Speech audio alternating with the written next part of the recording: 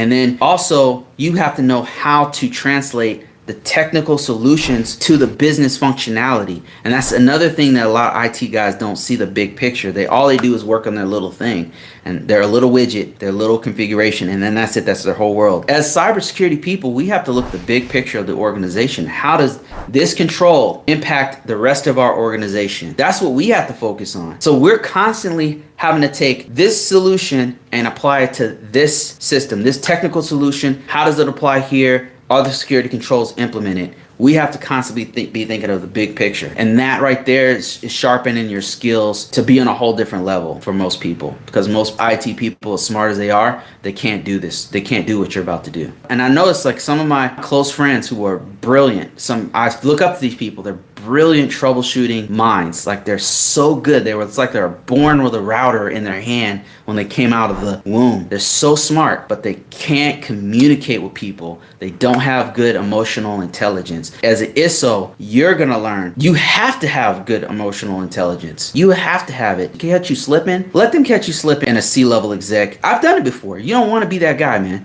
You don't want to be about to present to a C-level exec and be unprepared. You don't want to be that guy. So what you'll do is you'll prepare the next time. You fall one good time in front of a C-level exec, you stumble and they're like, you know what, let's talk about this later when you're ready. And then click, you're like, oh shit.